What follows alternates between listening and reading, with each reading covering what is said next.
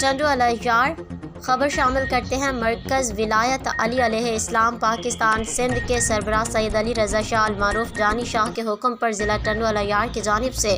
ضلع صدر سید شکیل شاہ راشدی اور ضلعی کابینہ کی قیادت میں عالمی یوم تہدیم جنت البقیع کے موقع پر ظالم نجدی حکمرانوں کی جانب سے اہل بیت رسول خدا علیہ السلام،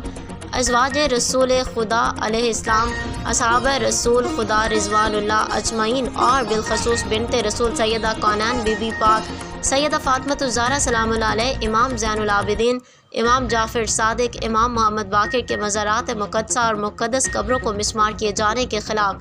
حیدری گڈز کیریا شاخ ٹنڈو الیار سے موٹر بائیک اور موٹر کار ریلی برآمد کی گئی۔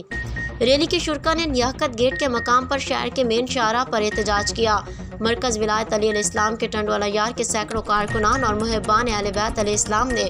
آل سعود کے ظالم حکمرانوں کے اس گھناؤنے جرم کے خلاف ہاتھوں میں پلے کارڈ اٹھا کر شرکت کی۔ ریلی میں صوبائی رہنما سید شبیع الحسن راشدی، وسیم خان زادہ، آغا غلام شبیر حیدری، ڈویژن حیدرآباد کے رہنما اشرف خان کلوئی نے خصوصی شرکت کی۔ ریلی ٹنڈو الیار کے مین میرپور خاص حیدرآباد شاہراہ سے ہوتی لیاقت گیٹ ٹنڈو الیار پر پہنچی، جہاں جنت البقیع مدینہ منورہ میں آل سعود حکمرانوں کی جانب سے آل محمد علیہ السلام کے نشاط ثانیہ کو ظلم و جبر سے منہدم اور مسمار کیے جانے کے خلاف مظاہرہ کرتے ہوئے تنظیمی رہنماؤں سید شبیع الحسن راشدی، سید شکیل شاہ، سید معشوق شاہ، اشرف خان کلوئی، آغا شبیر حیدری، عاشق کھوکھر، ساجد شاہ اور دیگر نے کہا کہ آج کا دن اسلامی تاریخ کے سیاہ دن کی یاد دلاتا ہے، جب نجدی حکمرانوں نے سرزمین حجاز پر اپنے ناجائز قبضے کے دوران مورخہ 8 شوال 1347 بمطابق 1926 عیسوی کو مکہ معظمہ اور مدینہ منورہ میں حضور حضرت رسول خدا صلی اللہ علیہ وآلہ وسلم کے اہل بیت ازواج، جاں نثار، وفادار صحابہ اور آپ علیہ السلام کے آباء و اجداد کے مزارات اور قبروں کو مسمار کر کے منہدم کر دیا۔ ظالم نجدی آل سعود نے حضرت سیدہ کونین بی بی فاطمۃ الزہرا بنت رسول صلی اللہ علیہ وآلہ وسلم، حضرت بی بی سیدہ خدیجہ الکبریٰ علیہ السلام، حضرت ابو طالب علیہ السلام، حضرت امام زین العابدین، حضرت امام محمد باقر، حضرت امام جعفر صادق علیہ السلام کے مزارات اور